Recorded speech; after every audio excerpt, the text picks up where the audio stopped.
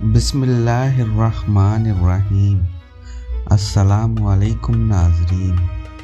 واقعہ افق یعنی ام المومنین حضرت عائشہ صدیقہ رضی اللہ تعالی عنہا پر تہمت رکھنے کا واقعہ، جو غزوہ مریسیہ سے واپسی پر رونما ہوا، جو رئیس المنافقین عبداللہ بن ابی نے برپا کیا تھا۔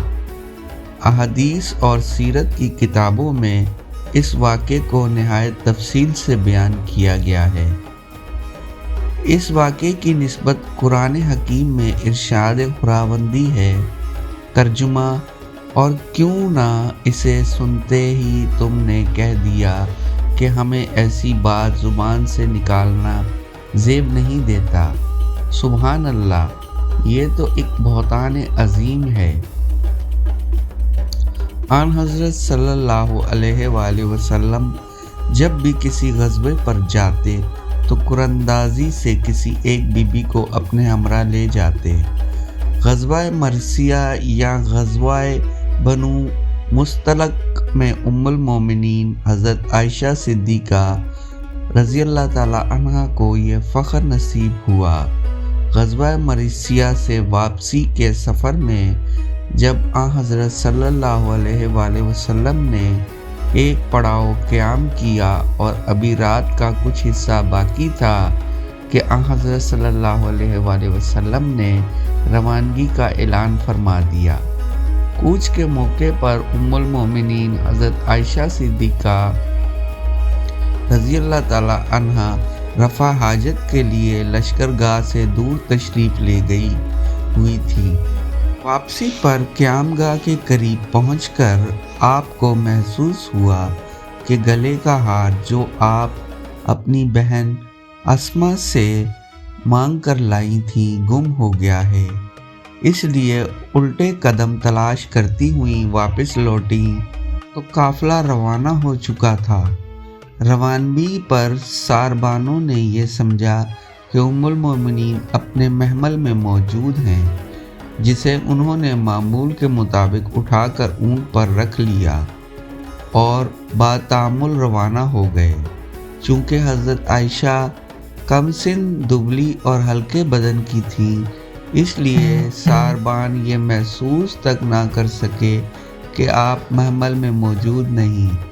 ادھر ام المومنین سخت پریشان تھیں، لیکن اس تسکین کے ساتھ کہ جوں ہی ساربانوں کو میری عدم موجودگی کا احساس ہوگا فوراً ڈھونڈنے واپس آئیں گے، چنانچہ آپ اپنی چادر اوڑھ کر وہیں لیٹ گئیں اور اسی حالت میں نیند آ گئی۔ صبح کے وقت صفوان بن معطل سملی، جو ساقط العسکر کے فریضے پر مامور تھے، کا ادھر سے گزر ہوا۔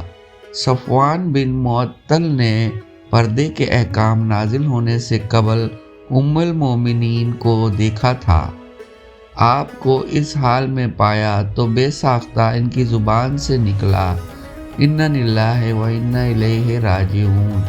رسول صلی اللہ علیہ وآلہ وسلم کی بیوی یہیں رہ گئی ہیں۔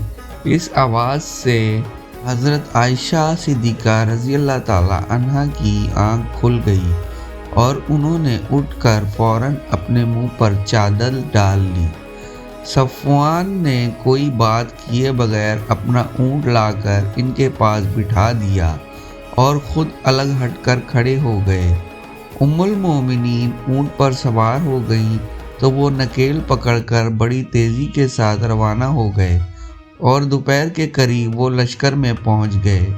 جب لشکر ابھی ایک جگہ جا ٹھہرا ہی تھا اور لشکر والوں کو ابھی یہ پتہ نہ چلا تھا کہ حضرت عائشہ صدیقہ رضی اللہ تعالی عنہا کو اس طرح اونٹ پر سوار اور صفوان کو نکیل پکڑے ہوئے آتے دیکھا تو فوراً اس کی ابلیسی رگ پھڑکی اور شیطان نے اس کے کان میں بڑے زور سے پھونکا کہ حضرت عائشہ کی عصمت کو بٹا لگائے۔ محمد صلی اللہ علیہ وآلہ وسلم کی عزت مٹانے اور حضرت ابوبکر رضی اللہ تعالی عنہ کی بزرگی کو तहबाला करने का ये नादिर मौका है।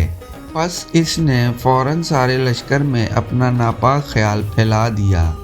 इसने घर घर और कूचा व बाज़ार में तज़किरे किए। इसकी सुनी सुनाई मुसलमान मर्दों में हज़रत हसन बिन साबित और मुस्ता बिन असासा और औरतों में हमना बिनते जैश भी चर्चा करने लगी। जनाब रसूलुल्लाह सल्लल्लाहु अलैहि वसल्लम ने सुना तो गमगीन होकर हज़रत आयशा से कशीदगी फरमाई और इनके साथ वो मेहरबानी व इल्तफ़ात की नज़र ना रही जिस पर दूसरी अज़वाज व मोहतरात को भी रश्क हुआ करता था। हज़रत आयशा सिद्दीक़ा रज़ियल्लाहु ताला अन्हा का बयान है, मदीने पहुंचकर मैं बीमार हो गई और 1 महीने के करीब पलंग पर पड़ी रही। शहर में इस तान की खबरें उड़ रही थीं। रसूलुल्लाह सल्लल्लाहु अलैहि वसल्लम के कानों तक भी बात पहुंच चुकी थी, मगर मुझे कुछ पता ना था। अलबत्ता जो चीज़ मुझे खटकती थी वो ये कि रसूलुल्लाह सल्लल्लाहु अलैहि वसल्लम की वो तवज्जो मेरी तरफ ना थी जो बीमारी के ज़माने में हुआ करती थी। आप घर में आते तो बस घर वालों से पूछ कर रह जाते, खुद मुझसे कोई कलाम ना करते।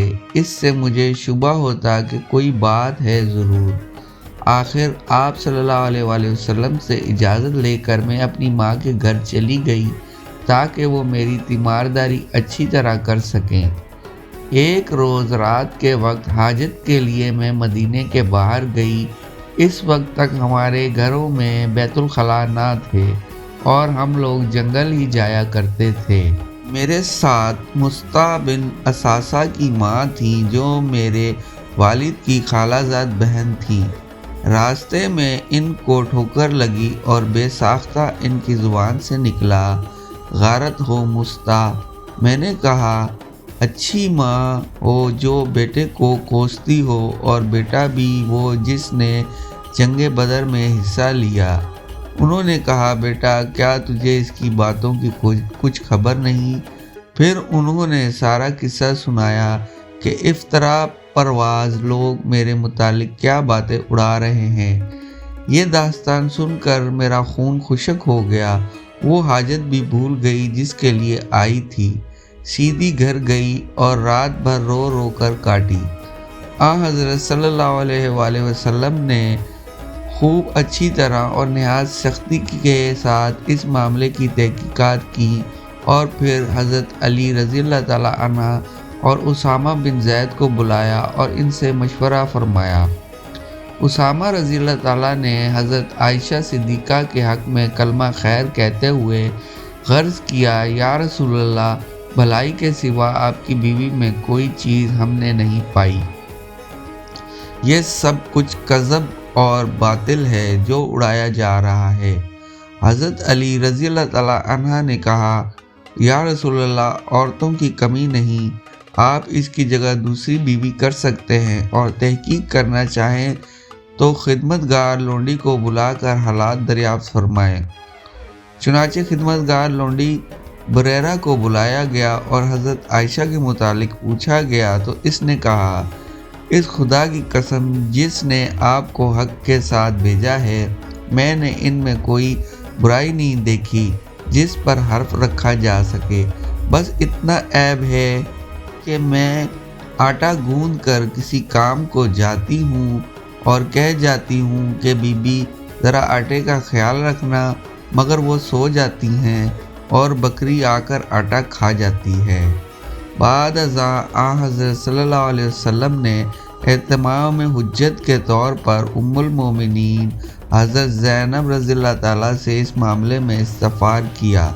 हज़रत ज़ैनब से पूछने का एक सबब ये भी था कि इनकी बहन हमना बिनते जहश बहतान लगाने वालों में शामिल थी और बराबर इस बात को शोहरत दे रही थी। हज़रत ज़ैनब ने जवाब दिया, फरमाया, या रसूल अल्लाह, मैंने आयशा में हमेशा सिवाय भलाई के और कुछ नहीं देखा और कानों को हाथ लगा कर कहा कि वो इस बहतान से बिल्कुल बरी हैं। میں انہیں ایک نیک اور متقی عورت سمجھتی ہوں۔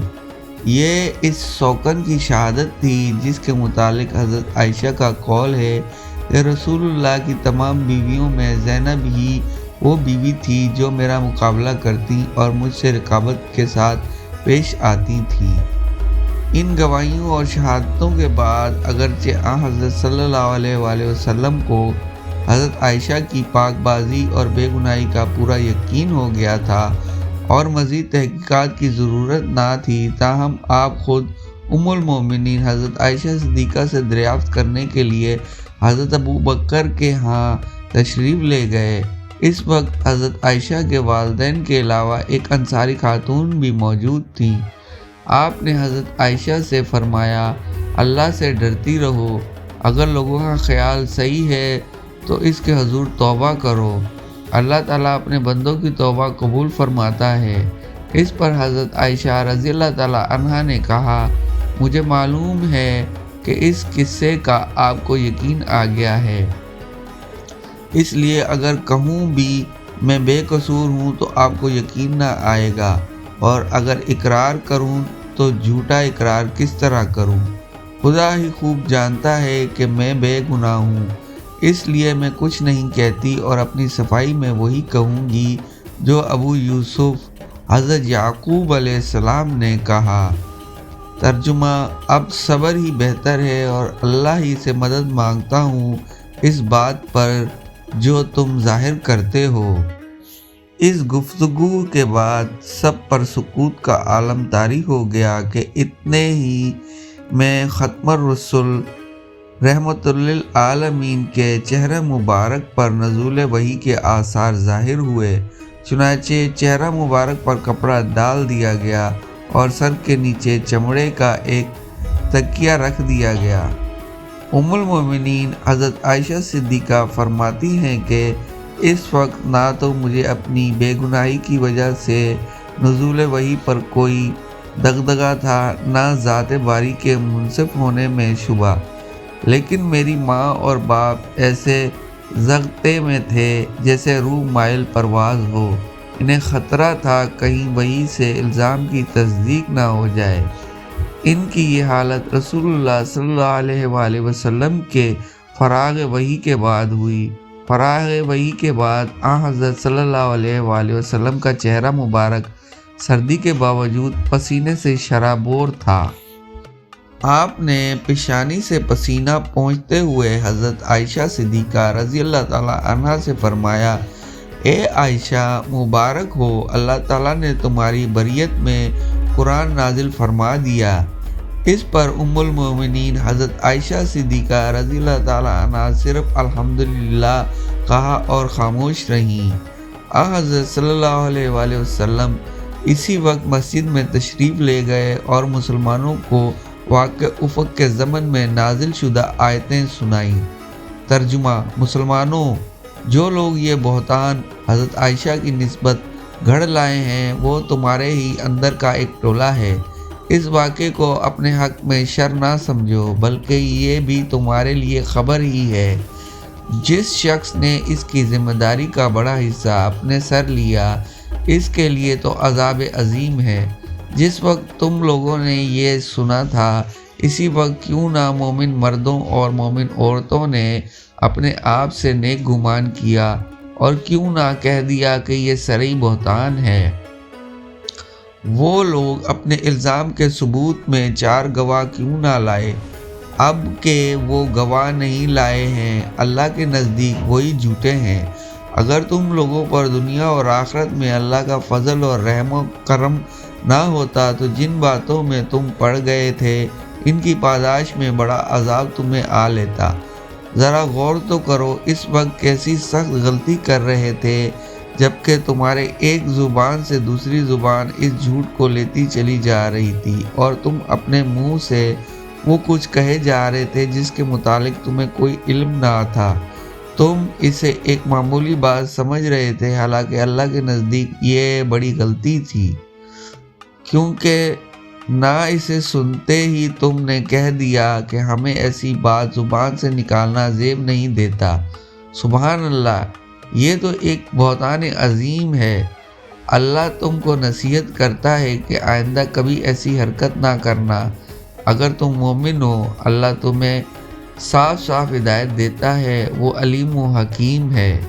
اس واقعے سے یہ حقیقت واضح ہوتی ہے کہ محض جھوٹ اور بیہودہ خبر کس سرحد سے پھیلتی ہے۔ یہ خبر اصل میں رئیس المنافقین عبداللہ بن ابی نے مشہور کی تھی، لیکن بعض مسلمان بالخصوص مصطح بن اساسہ، حسان بن ثابت اور حمنہ بن جحش بھی منافقین کے پروپیگنڈے سے متاثر ہو کر ملوث ہو گئے۔ چنانچہ ہر کوئی کام خداوندی کے مطابق تہمت لگانے کی پاداش میں 80 دروں کی سزا دی گئی۔ نزول قرآن کے بعد حضرت عائشہ صدیقہ رضی اللہ تعالیٰ عنہا کو پہلے ہی کی طرح رسول خدا کی نظر میں وقار حاصل ہو گیا اور اپنے باپ کے گھر سے آپ حرم سرائے نبوت میں تشریف لے آئیں۔